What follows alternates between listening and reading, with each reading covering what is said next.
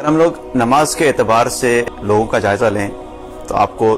تین بڑی کیٹیگریز ملیں گی، تین مختلف قسم کے لوگ ملیں گے نماز کے اعتبار سے۔ ایک وہ لوگ ہیں جو نماز پڑھتے ہی نہیں، بالکل ہی نہیں پڑھتے، یا کبھی کبھی جمعے کی پڑھ لی، اور نہ صرف نماز پڑھتے ہی نہیں بلکہ ان کو نماز نہ پڑھنے پہ کوئی فکر بھی نہیں ہوتی، بالکل مطمئن ہوتے ہیں، ان کو کوئی افسوس بھی نہیں ہوتا، ان کو یہ گناہ بھی نہیں لگتا کہ میں نے نماز نہیں پڑھی، اور بالکل جو ہے ریلیکس ہوتے ہیں اس پہ۔ میرا ایک دوست تھا، جب بھی میں نماز پڑھنے کے لیے جایا کرتا تھا تو نماز کا وقت ہوتا میں اس کو کہتا تھا چل یار آج نماز پڑھتے ہیں، تو مجھے مذاق میں آگے سے کہتا تھا یار جا کے میرے حصے کی نماز بھی تو ہی پڑھ لی، ٹھیک ہے؟ تو میں نے کہا ٹھیک ہے، پھر جنت میں تیرے حصے کی حور بھی میں لے لوں گا۔ تو کہنے لگا نہیں حور پہ کوئی کمپرومائز نہیں، حور اپنی اپنی۔ تو میں نے کہا پھر نماز پہ بھی کوئی کمپرومائز نہیں، نماز بھی اپنی اپنی، ٹھیک ہے؟ تو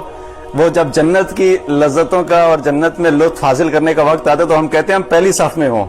جنت کی سارے نعمتیں ہم حاصل کرنے میں سب سے پہلے ہوں، لیکن اس جنت کو حاصل کرنے کے لیے جن اعمال کے کرنے کی ضرورت ہے ان میں سب سے پیچھے کھڑے ہوئے ہوتے ہیں، ٹھیک ہے؟ تو ایک وہ لوگ ہیں جو نماز پڑھتے ہی نہیں، ان کو فکر بھی کوئی نہیں۔ دوسری کیٹیگری نمازیوں کی وہ ہے جو نماز تو پڑھتے ہیں لیکن فکر نہیں ہوتی انہیں نماز کی فکر نہیں ہوتی، غفلت سے پڑھتے ہیں، کبھی وقت پہ پڑھ لی، کبھی تاخیر سے پڑھ لی، اور نماز کا وقت نکلتا گیا بالکل آخری وقت میں پڑھ لی،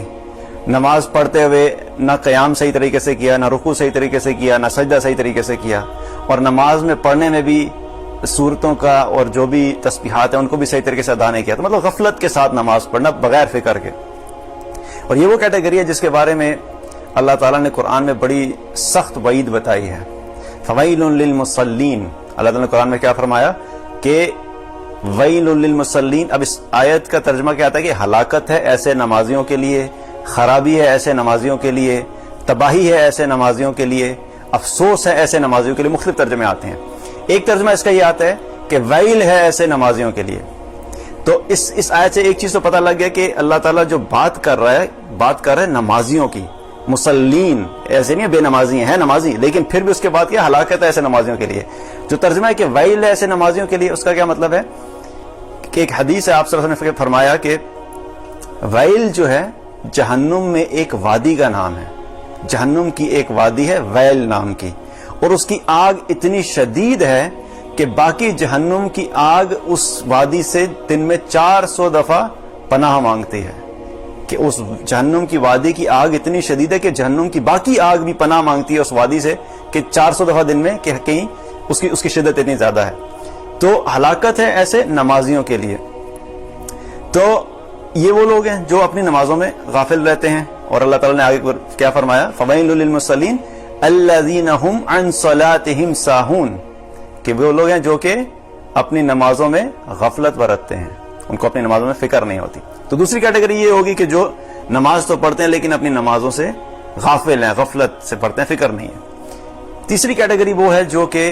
اپنی نمازوں کی فکر کرنے والے لوگ ہیں، جن کو اپنی نماز کی فکر رہتی ہے۔ اس کے اوپر انشاءاللہ بات کریں کہ فکر نماز کی کیا ہے۔